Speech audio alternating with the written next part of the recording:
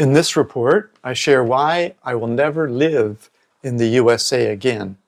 Don't get me wrong, I'm an American. I feel lucky to have been born there. Had I been born elsewhere, I may not have been able to create the life I live today. I still go back to visit family and friends every other year or so, but I never feel the urge to move back. I'll show you pictures I took traveling all over the world as I explain why I'm happier outside the USA. You see, I'm a slow traveler. I travel slowly around the world. I often stay in each city for a few weeks or a few months. I often stay in each country for several months, visiting several cities. Then I move to another country. I often explore several countries in the same region before I fly to another region of the world. After 17 years living outside the USA in 67 countries, I'm not interested in going back to my old life. So I write reports about how to live like this on the cheap. Subscribe if this topic is interesting to you. I'll give you a free report at the end of this video if you like. Whenever I have the urge to move to a new region of the world, I think about whether I want to explore a new part of the world or go back to an old favorite. But I never have the urge to explore the USA. I'm always more excited to explore more of the world. At first I thought I wasn't getting the urge to explore more of the US because as an American, I'd spent the first 46 years of my life living in the USA. But in 2015, I was forced to travel around the USA on business for about 6 months. Luckily, I traveled to some of the most beautiful parts of the USA that I'd never seen before. I absolutely love the nature and landscape of the USA, but living in the USA again just felt odd to me. I preferred to live outside the USA now. It took several years living outside the USA for this feeling to fully develop. I don't think I could have decided to leave my home country forever while I was still living there. You can't really compare your home country to other countries until you've been gone for a few years. We are all different, of course. It doesn't matter what someone else thinks.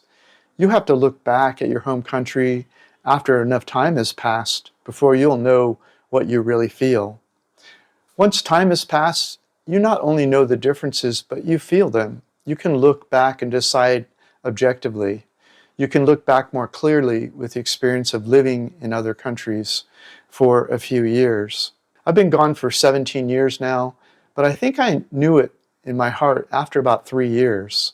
I will still visit, but living outside the USA feels like forever to me now. Why I will never live in the USA again. So what was it about the USA that made it so easy to leave and never want to come back? Why was I only missing my family and friends? That is what I'm going to explain. What does it feel like when I go home? Maybe my thoughts will help you decide if you should pursue life outside your home country. Okay, USA rents. My total cost of living in much of the world is cheaper than my mortgage payment alone was in the USA. My cost of living around the world today is still cheaper than my mortgage payment alone was back in 2007 when I left the USA. So despite 17 years of inflation around the world, things are still better for me. But for many people in the USA, their mortgage payments and rents have inflated substantially since 2007. Yet most months, I still live on less than my US mortgage payment was 17 years ago. Paying more must be better, right? But back when I lived in the USA, I read about how cheap most of the world is in comparison to the USA. I just figured the USA must cost more because it's better. I figured the lower income meant a lower quality of life overseas. But after living in my first 20 or 30 countries, it started to sink in. America didn't feel better to me whenever I went back to visit. America just seemed different to me. America values money. America values speed. America values convenience. America wants its burger in 3 minutes. America wants its coffee in under 2 minutes. America wants its gasoline in 4 minutes. So the American lifestyle is faster, but is it really better?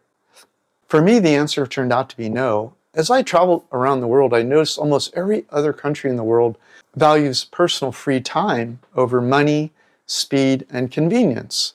Somehow I thought that saving all that time in America would be giving me more personal free time. But I had to run so fast in America, I had less personal time, not more. In the USA, I spent all the extra time I saved running faster in the rat race. That didn't feel better to me. I had less personal time, not more. So for me, it turned out America wasn't better. Now, instead of speed and convenience, I have something I really value, the personal freedom of more personal time. I found more personal freedom outside the USA. In America, freedom seemed to equate to more work and less me time. Transportation. Outside the USA, I can usually afford to live in a walkable, charming city center. There are usually 10 or 20 family-owned restaurants, coffee shops, and pubs, a short walk distance from my cheap accommodations. That's rarely affordable in the USA, so you need a car.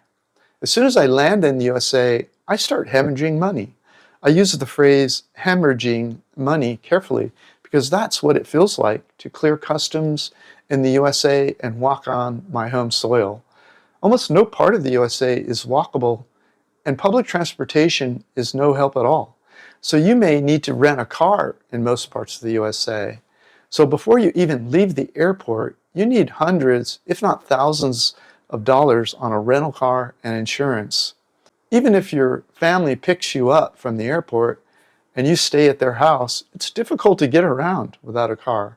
So do you ride public transportation, or do you get an Uber taxi everywhere?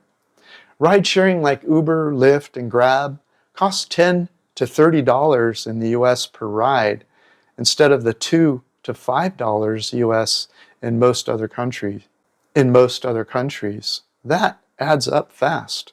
So do you ride public transportation instead? Buses stop only every 20 to 30 minutes in much of the USA, if they're still running at all. But you need to make 2 to 3 transfers for most trips each way. With 30 minutes waits between each bus plus ride time, it takes 2 to 3 hours each way to get anywhere with public transportation.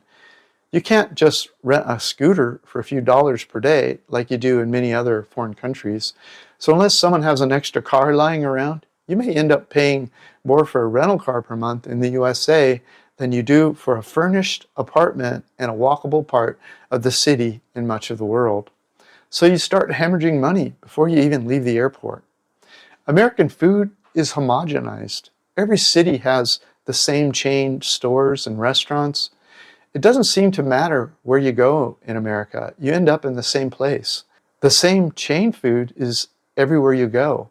But think about it for a second. If you had to buy 8 million tomatoes per day to make 20 million burgers, do you think you could find 8 million perfectly ripe, delicious tomatoes every single day? Compare that to a family-owned restaurant.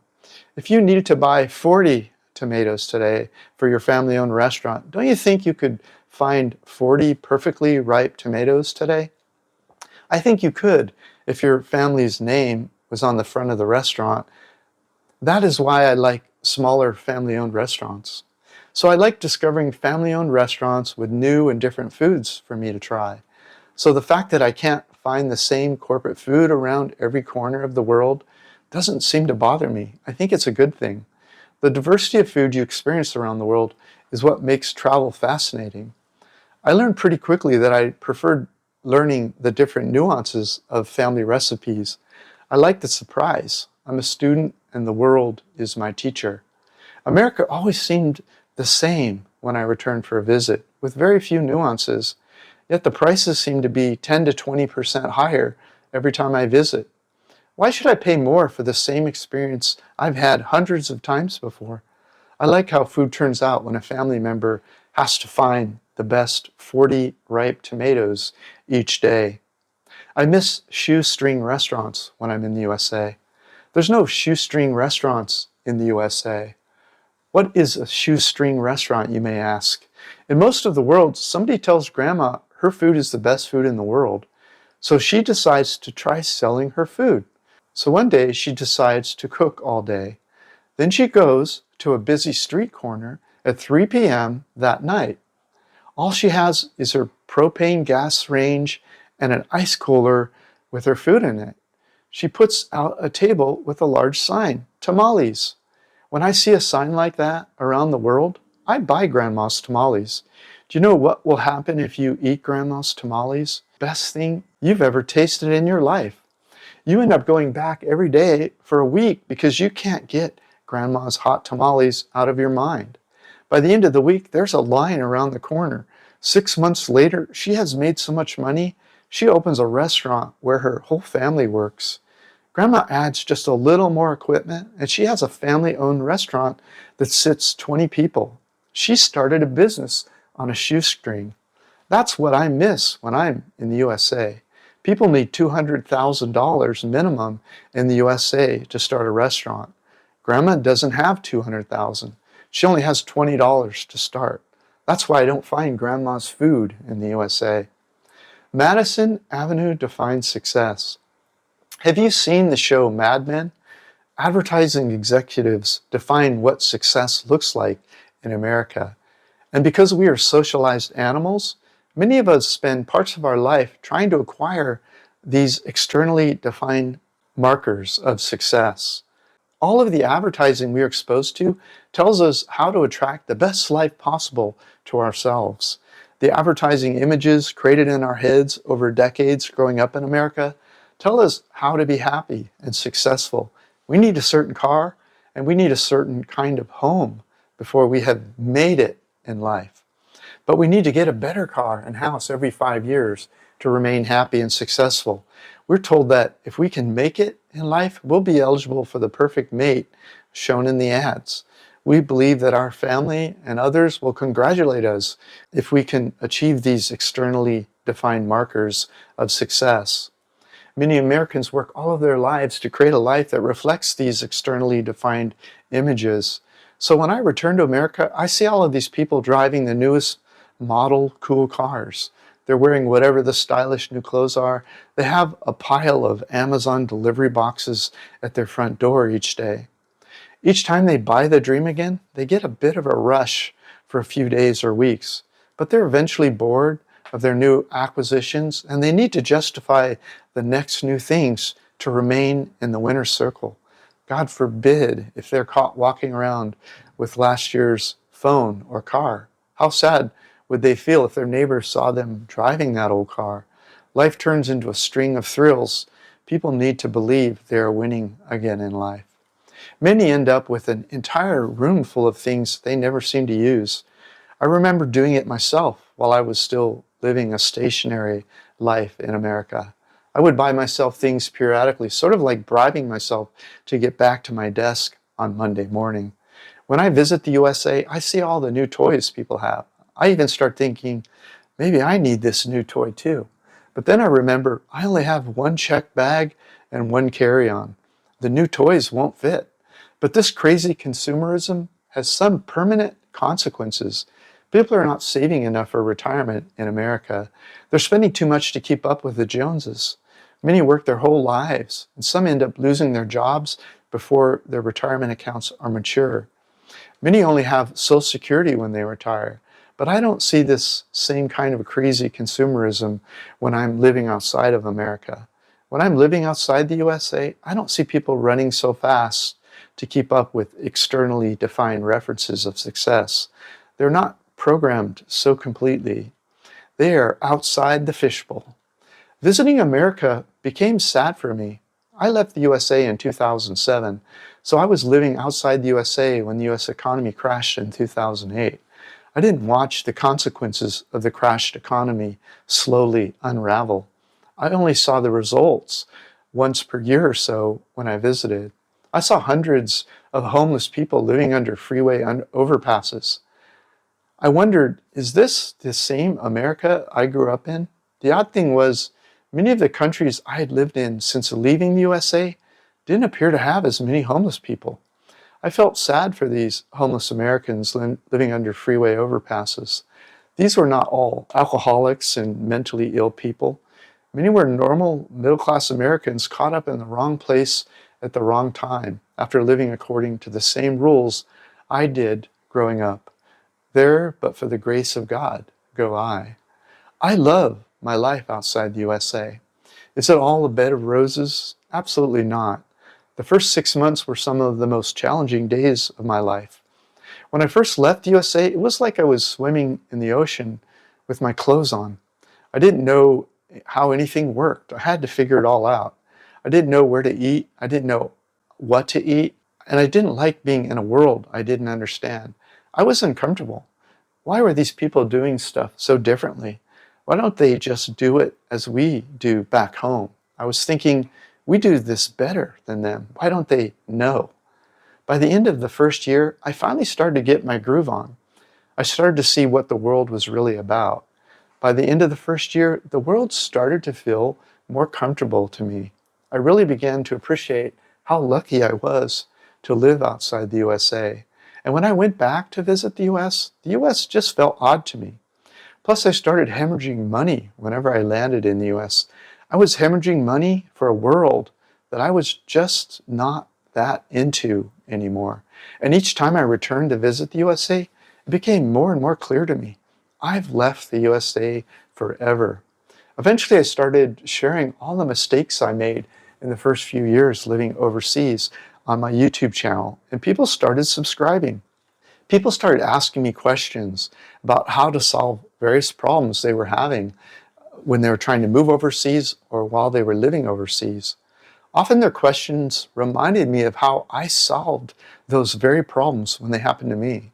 So I made more videos and started writing reports about how to save money and how to avoid mistakes when moving overseas. Now I have hundreds of overseas location and overseas planning reports, and I have 2 courses available. I have a How to Retire Overseas course and a course that teaches how to make money online with your hobby. If you're interested in learning about all of the resources I have created to help you have a soft landing overseas, then watch the video appearing on screen now. This is Dan of Vagabond Awake, the YouTube channel for vagabondbuddha.com. The world is your home. What time will you be home for dinner?